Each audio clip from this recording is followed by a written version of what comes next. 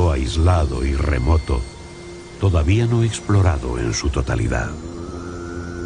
Un territorio de grandes abismos, de altas montañas y profundos valles comprimidos entre enormes acantilados, donde el bosque nuboso oculta las huellas de un pueblo enigmático que habitó esta geografía imposible. Sus impactantes momias nos hablan de un pasado todavía encriptado. Ciudadelas devoradas por la selva.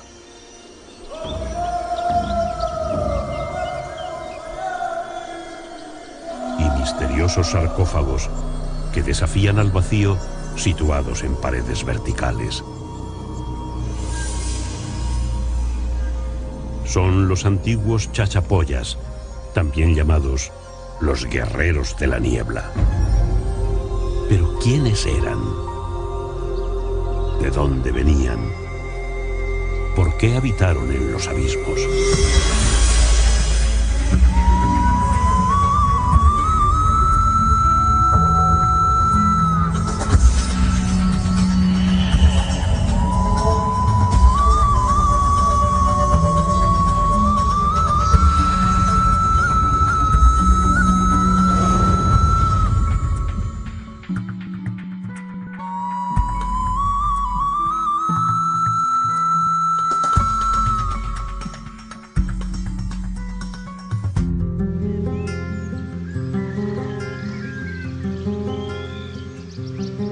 Nos encontramos en la pequeña ciudad colonial de Leimebamba, al sur del departamento peruano de Amazonas, en la provincia de Chachapoyas.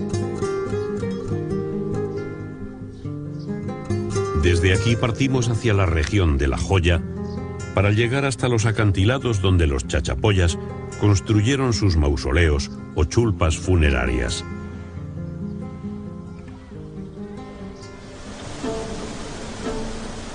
Transportamos una gran impedimenta a lomos de caballos y mulas, los equipos de filmación, los materiales de escalada, los generadores eléctricos y la comida para 15 personas. Donde vamos no hay absolutamente nada. Nos acompañan los arqueólogos Quirino Olivera y Manuel Malaver. Pretendemos filmar los contextos funerarios de los mausoleos y verificar su estado de conservación. Es un paraje muy escarpado, a unos 3.600 metros de altitud. La primera pared, denominada La Petaca, presentaba claras muestras del saqueo realizado por los huaqueros.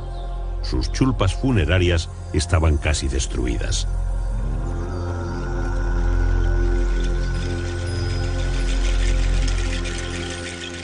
Lo mismo ocurría con los mausoleos de Diablo Huasi. Los huaqueros llegan a todos los lugares arqueológicos, aunque para ello se tengan que jugar la vida.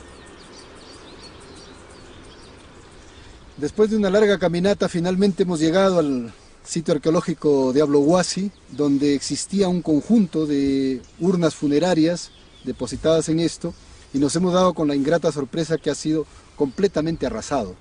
Han sacado y han destruido los edificios, los que estaban colocados en la montaña, y prácticamente lo han arrasado. Hemos llegado, no hay ningún vestigio arqueológico que se encuentre intacto. Los chachapoyas, que habitaron esta región entre el 800 y el 1500, construían sus panteones en laderas inaccesibles para preservar a sus muertos. En Rebás podemos observar los diferentes tipos de mausoleos que edificaban. En cada uno alojaban varios fardos funerarios que contenían las momias de sus difuntos. Pero ¿cómo podían realizar estas construcciones en paredes verticales o incluso contraplomadas? Algunos estudiosos sostienen que construían andamiajes de madera y bambú. Otros que se descolgaban con cuerdas desde la cima de las laderas. Y otros que una vez construido el mausoleo rompían las repisas naturales por las que habían subido para hacer inaccesible el lugar.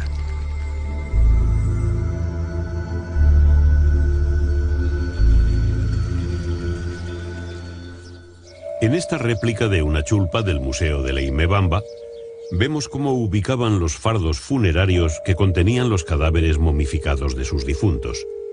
De esta manera, iniciaban el eterno viaje hasta el inframundo.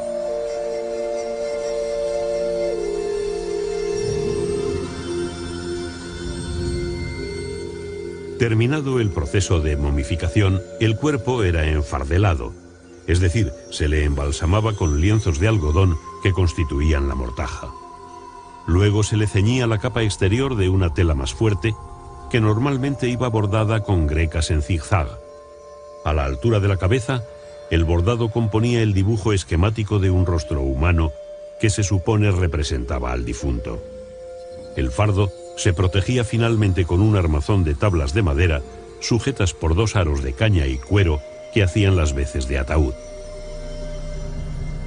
Estos fardos funerarios, de más de 500 años de antigüedad, recuperados por la antropóloga Sonia Guillén en la Laguna de los Cóndores en 1997, presentan un estado de conservación impecable.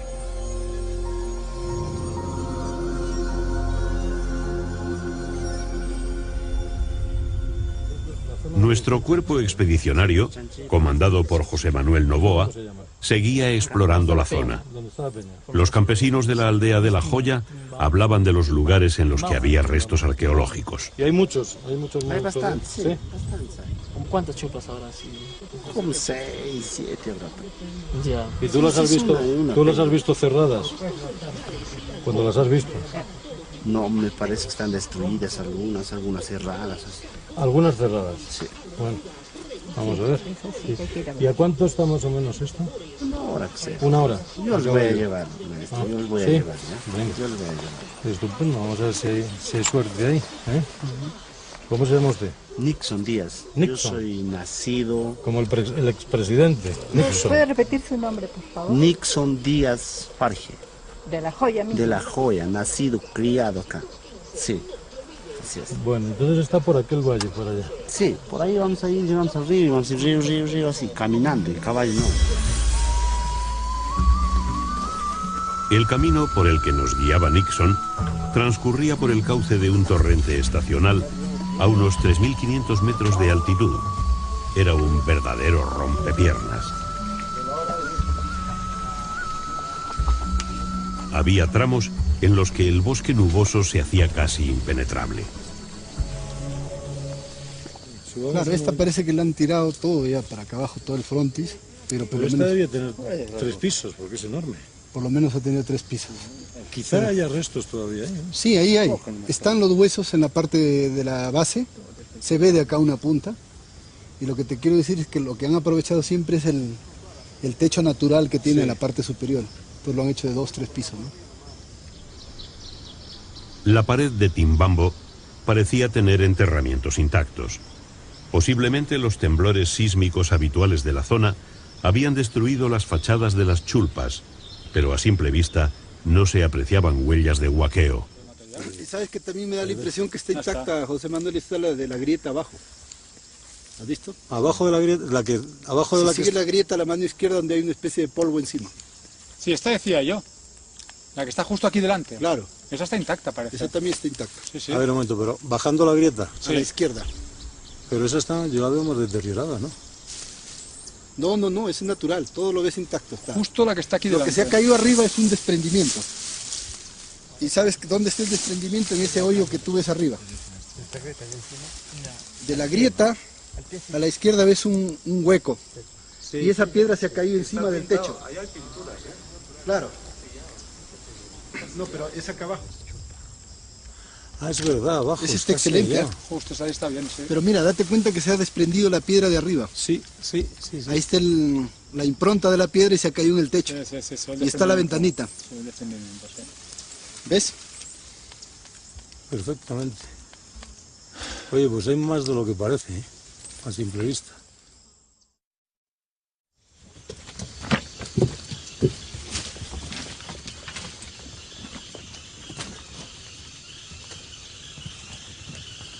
Al día siguiente, la expedición inició de nuevo el tortuoso recorrido hasta la pared de Timbambo, pero esta vez cargados con los equipos de escalada y de filmación. El microclima de esta región permite el crecimiento del bosque nuboso hasta altitudes que sobrepasan los 3.500 metros. La naturaleza en estas quebradas apartadas y aisladas, se mantiene intacta, sobre todo en estas selvas de galería que ascienden casi hasta el nacimiento de estos cauces torrenciales a unos 4.000 metros de altitud.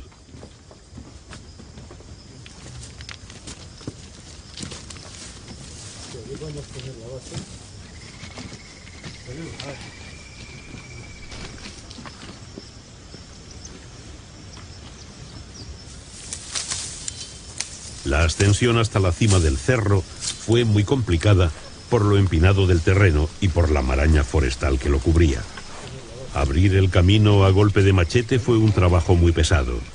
Había muchas plantas espinosas y el suelo, cuando no estaba embarrado, se encontraba colonizado por musgo resbaladizo.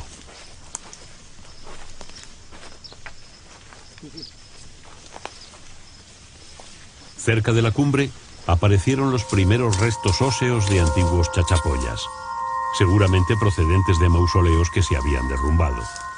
¿Pero es un cráneo de niño?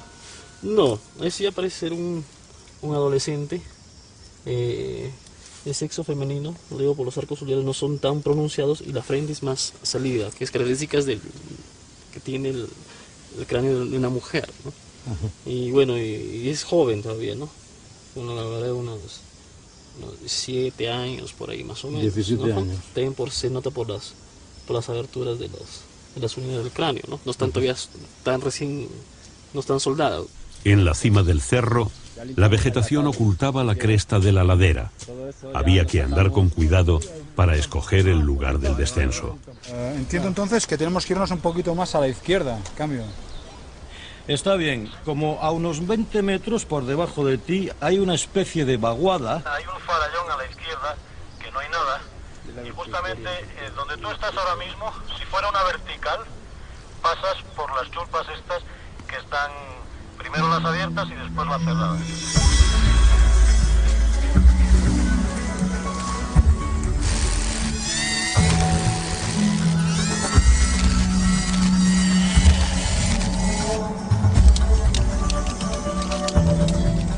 Impresiona pensar que hace más de 500 años los chachapoyas utilizaron esta pared como cementerio abismal para alojar y proteger a sus muertos. Quizás descendieran por este mismo lugar para construir sus cámaras sepulcrales, pero sin la tecnología ni el material de escalada del que se dispone actualmente. Posiblemente algunos morirían despeñados mientras trabajaban. Todavía no se sabe con certeza por qué alojaban a sus difuntos en estos acantilados. Según el arqueólogo peruano Federico Kaufmann-Doig, buscaban lugares en la piedra donde no pudiese crecer la vegetación, principal causa de la acumulación de humedad, y que al mismo tiempo estuviesen aireados. Las momias se conservaban mejor en ambientes secos.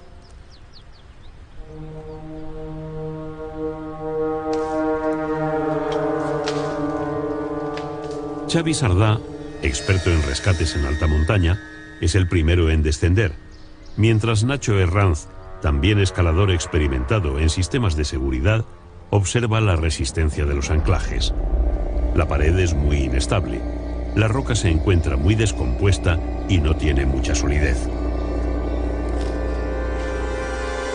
No se utilizan anclajes expansivos. Emplean anclajes de acero inoxidable de rosca que son recuperables. Estas paredes están consideradas zonas arqueológicas y deben de quedar intactas al término de la expedición. Xavi acaba de entrar en un mausoleo. El ambiente se tensa. Por primera vez vamos a ver lo que contiene este pueblo de los finados, como llaman los lugareños a estos enclaves mortuorios. Nacho desciende con las cámaras para empezar el trabajo que les ha traído hasta aquí.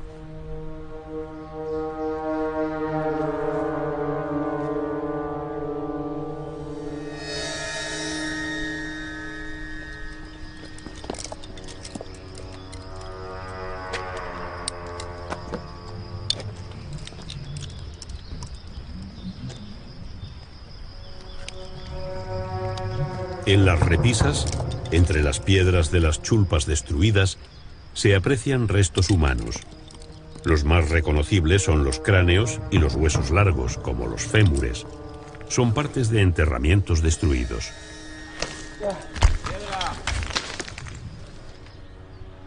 reina el respeto. El ánimo de los expedicionarios se estremece. Nuestras cámaras van a registrar lo que esconde el acantilado donde viven los muertos. Un espacio sagrado y reservado.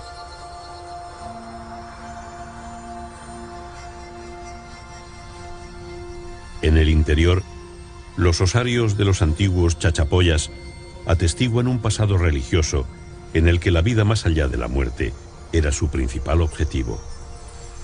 Se trataba de un gran recinto excavado en un abrigo natural y luego tapiado.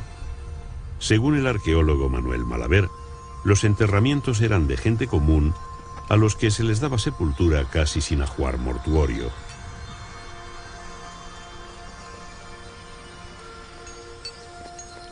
No había signos claros de saqueo, aunque podría haber existido. Parecía que tras derrumbarse las paredes que sellaban los panteones, las aves rapaces hubiesen disturbado el lugar. De cualquier manera, allí permanecían las osamentas de estos antiguos chachapoyas como testimonio de un pueblo excepcional que habitó estos bosques nubosos y nos dejó su místico legado para que tratáramos de entenderles.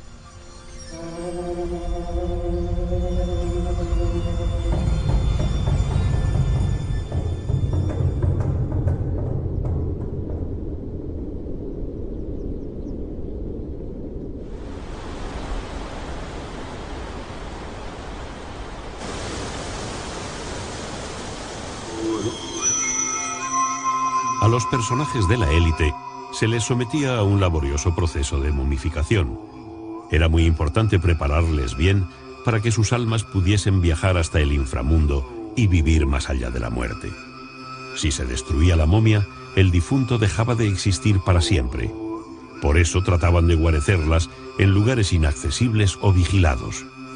En aquella época no había saqueadores de tumbas, pero en ocasiones se profanaban las momias por venganza entre tribus, rivales o por alguna afrenta personal. Este era el crimen más abominable entre los chachapoyas.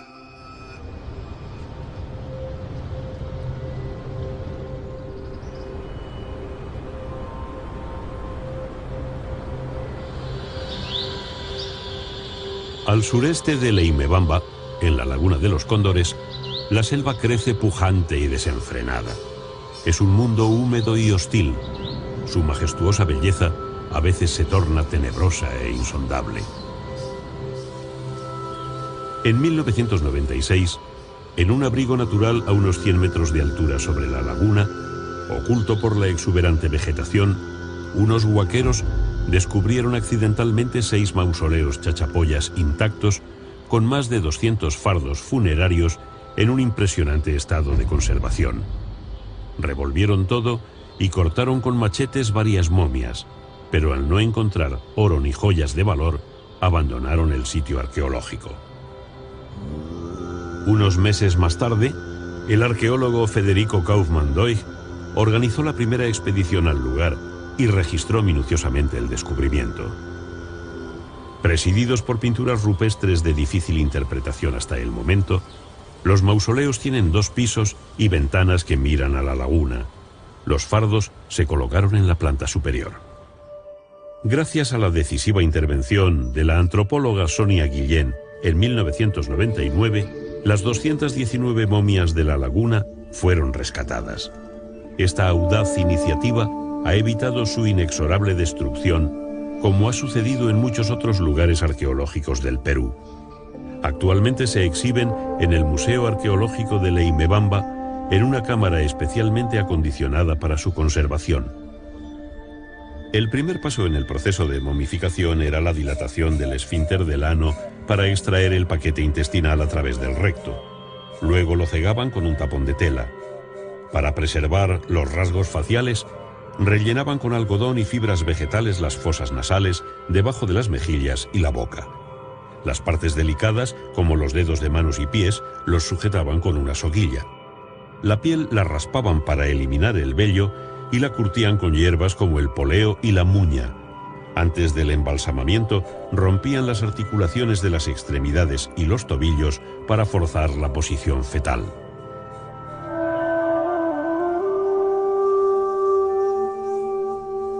Probablemente la momificación duraba varias semanas por la cantidad de picaduras de moscas azules que tuvieron tiempo de poner sus huevos en las partes menos tratadas de los cuerpos, aunque no se han encontrado evidencias de escarabajos que pusiesen de manifiesto una descomposición avanzada.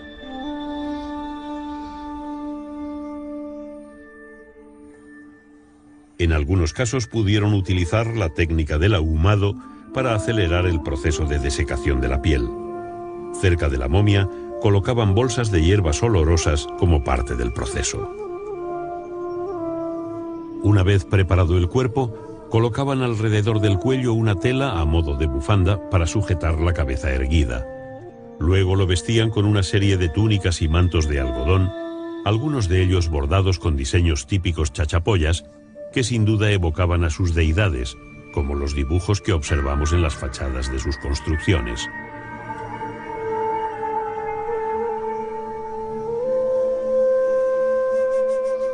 Estas momias son de la última época chachapoyas inca.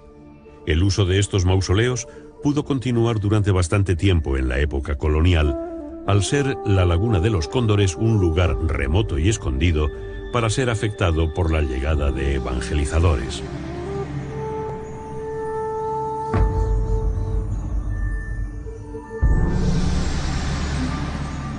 También se encontraron fardos que contenían bebés momificados.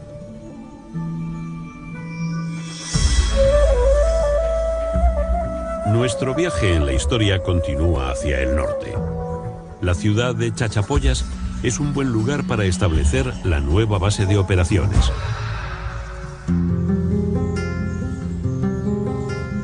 Fundada por el capitán español Alonso de Alvarado el 5 de septiembre de 1538, bajo el nombre de San Juan de la Frontera de las Chachapoyas, es una de las ciudades más antiguas del Perú.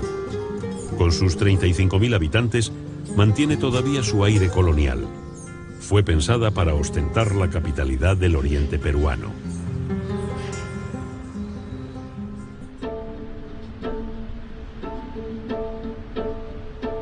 A un centenar de kilómetros al norte de la ciudad, llegamos al río Marañón, el límite septentrional del territorio Chachapoyas.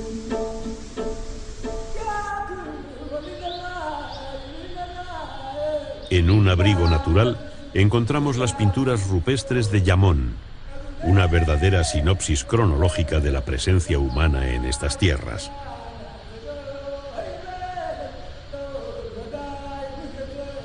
Nuestro asesor científico, el arqueólogo Quirino Olivera, que lleva años estudiando los más de 10.000 dibujos que hasta ahora se han encontrado en las cuencas de los ríos Marañón y Utcubamba, data las pinturas más antiguas de escenas de caza en unos 8.000 años de antigüedad. Las más recientes son de la época Chachapoyas.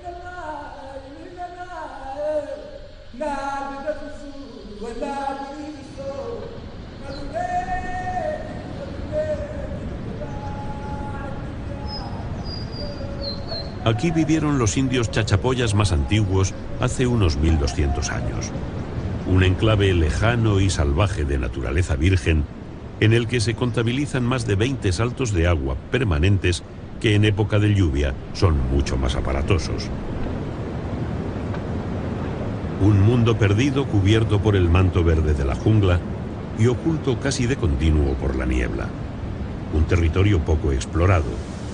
Buena prueba de ello es el descubrimiento que realizó tan solo hace 4 años el alemán Stefan Simmendorf al medir la altura de la catarata de Gocta, a la que los lugareños llamaban Chorrera, y comprobar que era la tercera más alta del mundo, con 771 metros de altura, por detrás del Salto Ángel en Venezuela y de Tugela Falls en Sudáfrica. Hasta ese momento no estaba reseñada en ningún mapa.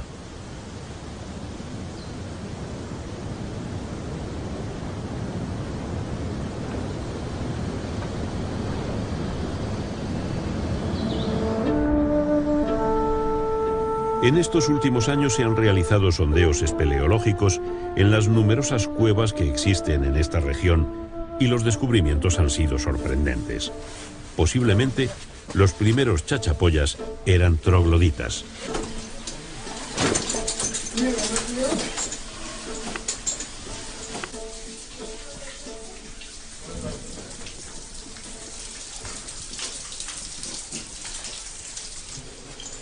Los principales registros los ha realizado el grupo dirigido por el sacerdote y espeleólogo español Agustín Rodríguez, párroco de la Cañada Real, uno de los barrios más marginales de Madrid, bajo el asesoramiento de la brillante antropóloga Sonia Guillén del Centro Malqui.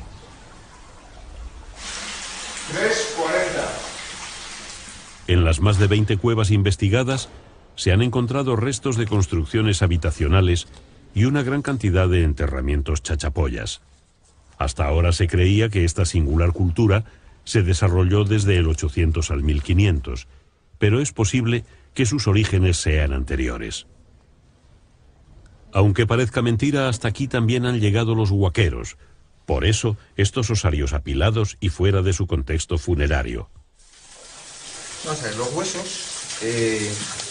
largos de las piernas, los dos fémures, están muy en paralelo y muy juntos, lo cual podría indicar que realmente se trata de un enterramiento chachapoyas en los cuales han atado los restos óseos y lo han depositado aquí.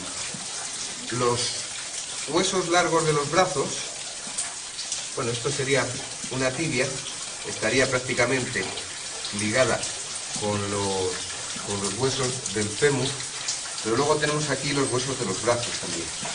Y después todo esto son costillas y vértebras bastante deterioradas. Aquí hay un trozo de mandíbula, aquí hay otro, y aquí hay un trozo posiblemente del parietal.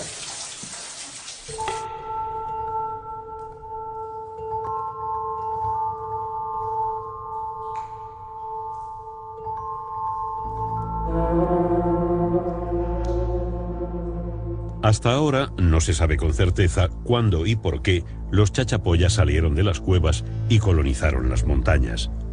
Probablemente siguieron utilizando estas cavernas durante bastante tiempo como necrópolis sagradas.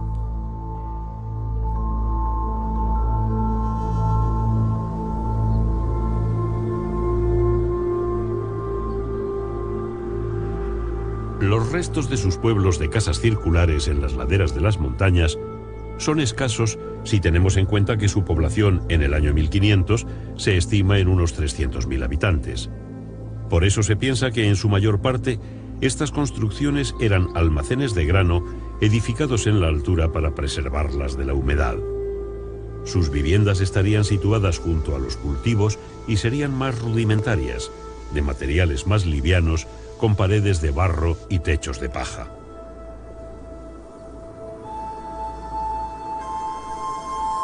Aquí, en las ruinas de San Antonio, se ha encontrado una de sus pinturas murales más importantes por su realismo, aunque está muy deteriorada. Se trata de una escena de danza en la que se aprecian sus vestidos, tocados y adornos. El cronista e historiador del Nuevo Mundo, Pedro Cieza de León, les llama los indios blancos, por ser los más blancos y agraciados del Perú. Cuenta que sus mujeres eran tan bellas que se convirtieron en las preferidas del Inca. Vestían ropas de lana y llevaban unos tocados que señalaban su origen. A los hombres los describe como feroces guerreros, altos y fuertes.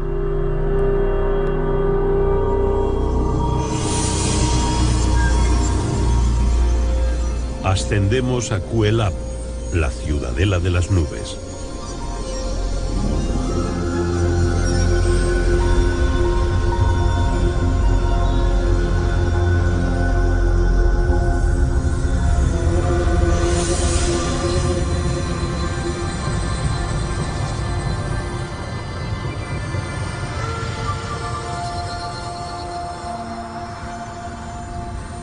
A más de 3.000 metros de altitud, camuflada por el incesante tránsito de las nubes, se encuentra la fortaleza sagrada de los guerreros de la niebla, como también son llamados los indios chachapoyas.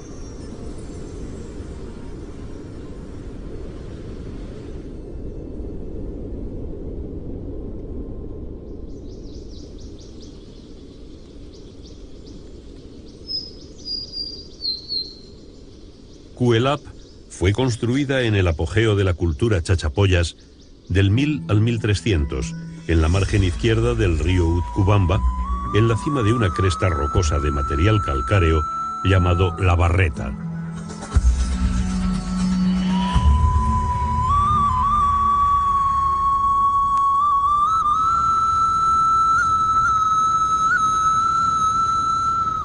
Sus ruinas adquieren un aspecto fantasmagórico, sumergidas en la habitual neblina que las cubre en cualquier época del año.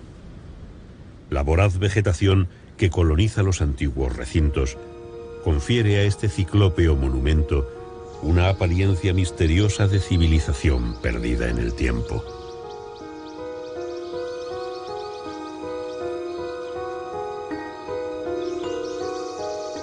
Fue descubierta accidentalmente en 1843 por el juez Juan Crisóstomo Nieto cuando resolvía un litigio de límites. En su informe al gobierno colonial la califica como la obra más maravillosa que se pueda imaginar. Tras describir cómo eran los edificios, sus adornos de ojos de serpiente, accesos, dimensiones y las momias encontradas, termina diciendo: este ingenioso, sólido y gigantesco reducto lítico hace creer que una nación ilustrada ocupó este territorio. Las altas murallas de unos 20 metros de altura y ligeramente inclinadas hacia el interior para darles más consistencia, tienen una longitud de 600 metros. Se construyeron con bloques de piedra caliza de hasta 3 toneladas de peso y con piedras labradas de dimensiones más pequeñas. Sus 3 accesos tienen forma de embudo, de tal manera que al final de un largo corredor amurallado, para entrar en la ciudad había que pasar de uno en uno a través de sus puertas de escasos 70 centímetros de anchura. Las casas, de 7 a 8 metros de diámetro, se construían con muros de piedra que a veces tienen una cornisa exterior para protegerlas de la lluvia. El techo, de forma cónica muy puntiaguda, se confeccionaba con un armazón de palos que se recubría con paja. No todos los recintos eran viviendas. Había muchos que eran utilizados como graneros. Se han identificado 2 sectores separados por un muro, el barrio bajo y el alto. Cuelap tiene unos 600 metros de largo por un máximo de 150 de ancho. El volumen de las piedras utilizadas en su construcción equivale a 3 pirámides como la de Keops en Egipto. No se sabe con certeza si la ciudad fue erigida como una fortaleza o como un lugar de refugio y de almacenamiento de alimentos para los tiempos difíciles. Hay estudiosos que defienden el carácter sagrado de Cuelap, donde vivía la élite de la sociedad chachapoyas y los sacerdotes que interpretaban el designio de los dioses, elaboraban calendarios agrícolas y predecían los cambios climatológicos, como las venidas del fenómeno del Niño, que siempre ocasionaba grandes catástrofes.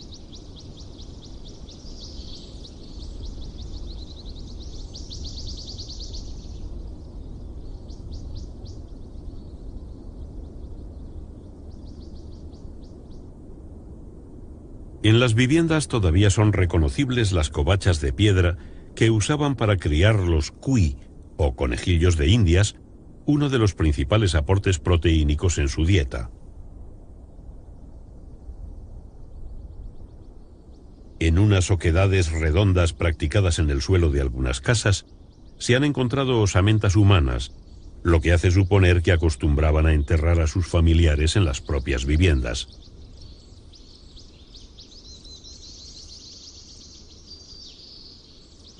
El arqueólogo Alfredo Narváez, director del proyecto Cuelap, ha documentado 415 estructuras circulares y 4 de planta rectangular y cuadrangular, estas últimas pertenecientes a la época incaica.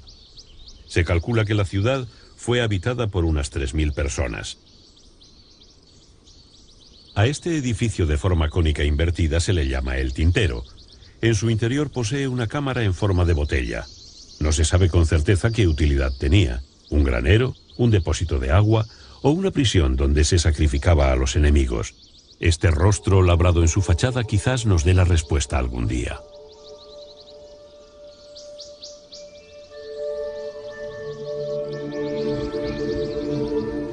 Un muro de unos 8 metros de altura separa el barrio alto, donde se supone que vivían los altos jerarcas.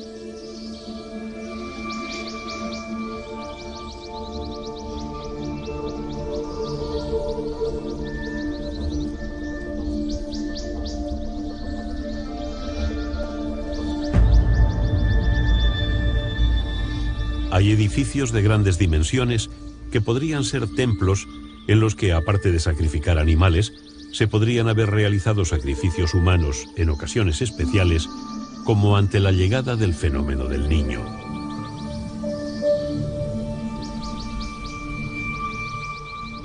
Al barrio alto se accedía por una entrada en rampa, también en forma de embudo, lo que indica que no todo el mundo podría entrar en esta parte de la ciudad.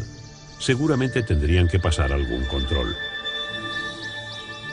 Los muros no se construían con ningún tipo de argamasa. Las piedras calizas se asentaban unas con otras gracias a la técnica con las que se labraban. Muchos son los secretos que todavía atesora este coloso de las nubes, que finalmente se rindió al Inca Tupac Yupanqui tras ser sitiado. Los trabajos de excavación continúan y pronto se realizarán nuevos descubrimientos que nos ayudarán a entender cómo era la vida de los guerreros de la niebla.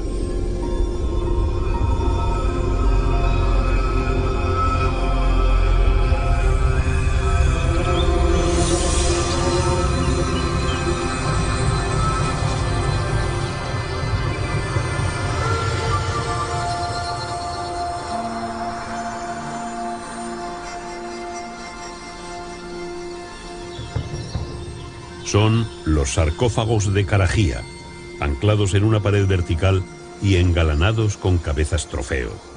Cada uno contiene la momia de un personaje sin duda alguna de la élite chachapoyas. Llevan ahí siglos mirando a la lejanía con su mirada perdida, que nos recuerda a los Moai de la isla de Pascua.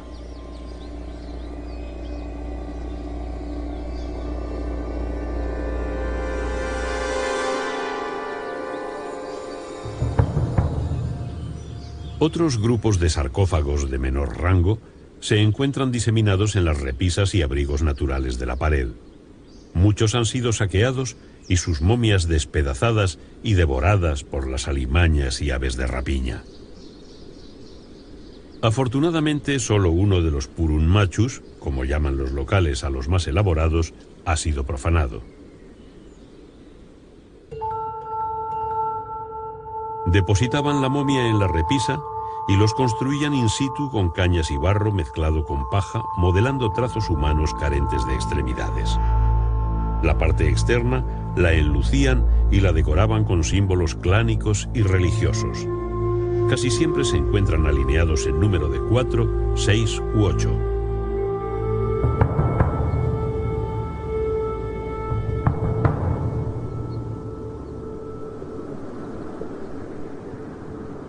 En los acantilados de Lamu y Luya, donde se han encontrado numerosos sarcófagos de diferentes tipos, todavía quedan zonas sin explorar.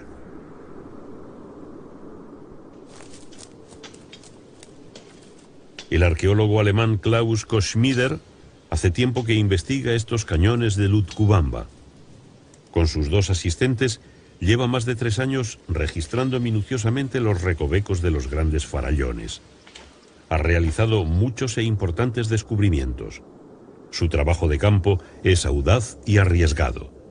Junto a él, descendemos por las verticales laderas con nuestras cámaras. Nacional de Cultura desde más o menos 3 años, en los cuales nosotros hicimos una prospección sistemática, aproximadamente 2 años, y excavaciones arqueológicas en diferentes sitios habitacionales y sitios funerarios. Los caminos por los que transitamos con Klaus no son aptos para los que sufren de vértigo. Un mal paso y caes irremediablemente al vacío.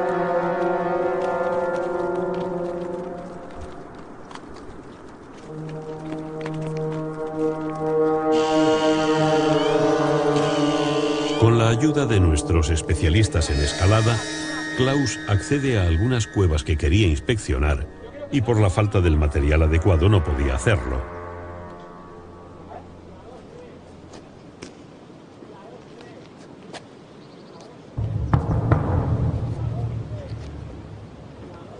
Vale, poco a poco ahora.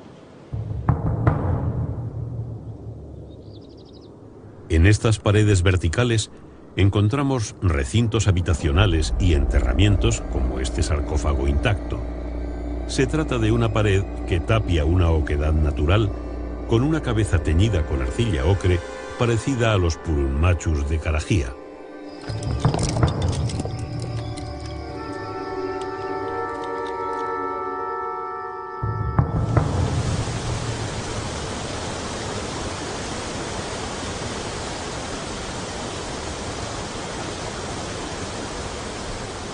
En los acantilados de la margen izquierda del Utcubamba, ascendemos a la excavación que estaba realizando Klaus en esos días. Una construcción alojada al lado de una pequeña caverna decorada con símbolos chachapoyas. Las escenas representadas nos hablan de la utilización de canoas, seguramente para atravesar el río y pescar. También hay figuras esquemáticas de hombres y animales.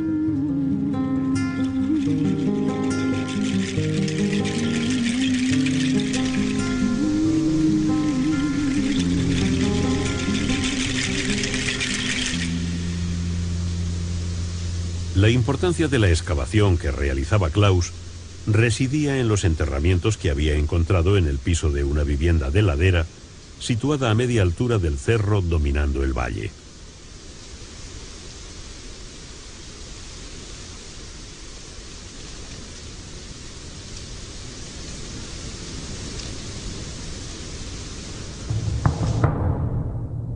El cráneo de uno de los cadáveres había sido trepanado. Los chachapoyas aprovechaban las pequeñas grutas y los abrigos naturales para ubicar sus viviendas. El techo de roca les protegía de las lluvias. Las paredes laterales y la frontal las construían con piedras y barro. Todavía se mantienen firmes las perchas de horquillas de palo que utilizaban.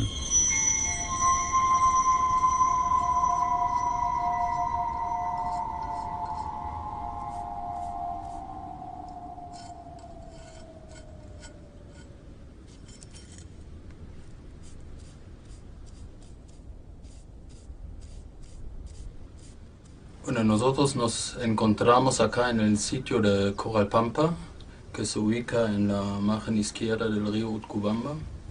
Estamos a media altura del acantilado y aquí tenemos una casa semicircular que funcionó en un primer momento como una vivienda para los chachapoya, pero en el último momento de la ocupación de este lugar, los chachapoya utilizaban este lugar como un sitio de entierro. Eso hemos determinado porque el piso que han podido ver anteriormente mostraba una rotura y era claro, como no estaba sellado nuevamente, que debe contener alguna cosa, por ejemplo, como entierros. Y justamente encontramos en el primer nivel, debajo del piso, 3 entierros. Uno de esos es bastante interesante, que ya han visto acá. Ese cráneo muestra una fractura en la cabeza y al lado de la fractura tenemos una trepanación que tiene un diámetro aproximado de 2 centímetros y la trepanación funcionó por la causa de la fractura. Posiblemente la persona recibió un golpe con una porra de piedra y por el dolor y las consecuencias del golpe, entonces la gente trataba de curarlo. En aquella época el arma más contundente que tenían eran las porras de piedra, como estas incaicas. Para aliviar los dolores de las fracturas, practicaban las trepanaciones. Despegaban el cuero cabelludo y realizaban la operación con punzones de obsidiana. En la última época usaron punzones de metal que conseguían de los pueblos del norte.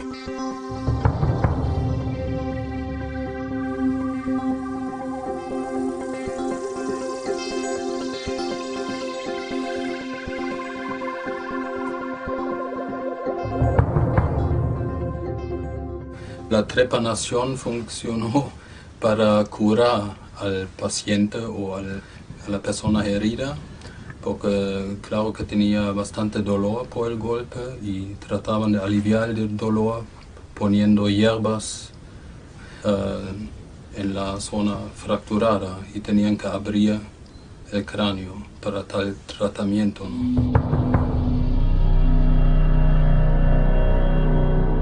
El Museo Nacional de Arqueología de Lima tiene una colección de más de 40.000 cráneos trepanados de las diferentes culturas antiguas peruanas. Era una práctica muy extendida entre estos pueblos. Sorprendentemente, más del 60% de los pacientes sometidos a la trepanación superaban la rudimentaria intervención quirúrgica. En los que seguían viviendo, es fácil de apreciar cómo el hueso había vuelto a crecer y el orificio de la trepanación comenzaba a cerrarse.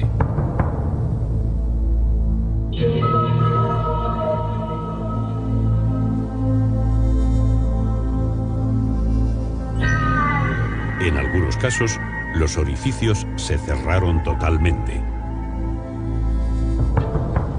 Los chachapoyas eran un pueblo eminentemente guerrero. Desde sus casas en la altura podían vigilar mejor la llegada del enemigo. Posiblemente en este antiguo batán, los habitantes de esta casa dieron forma a sus porras o a los proyectiles líticos para sus hondas. Lo sabemos de los cronistas españoles que siempre hablaban de los chachapoya como una etnia bastante violenta que practicaba la caza de cabeza trofeo.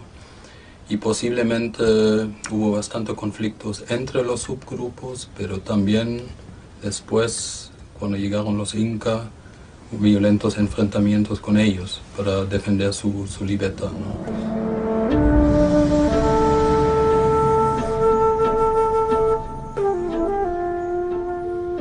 En las montañas y los cañones de la región del Amu, sobre repisas naturales, guarecidos de las inclemencias del tiempo, se encuentran numerosos grupos de sarcófagos de diversas formas, acabados y dimensiones.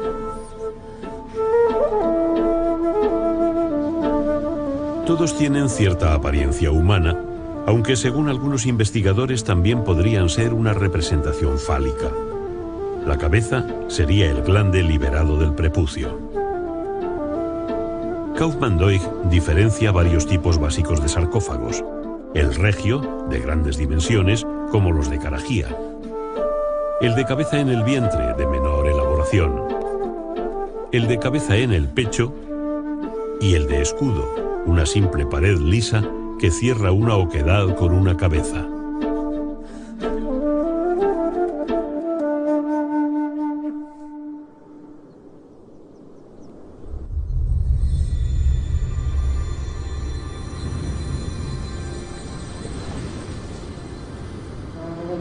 Existen dos teorías sobre el origen de los chachapoyas.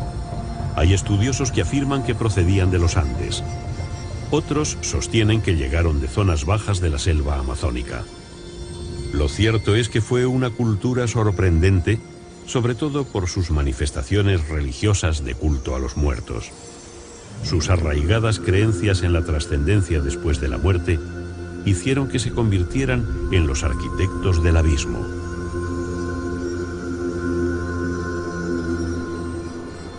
La mirada perdida de los Purun Machus, anclados desde hace siglos en las paredes verticales de los precipicios, parecen observarnos desde lejos y transmitirnos un mensaje codificado que todavía no hemos sido capaces de entender. Su presencia en las montañas es como un testimonio histórico de su existencia.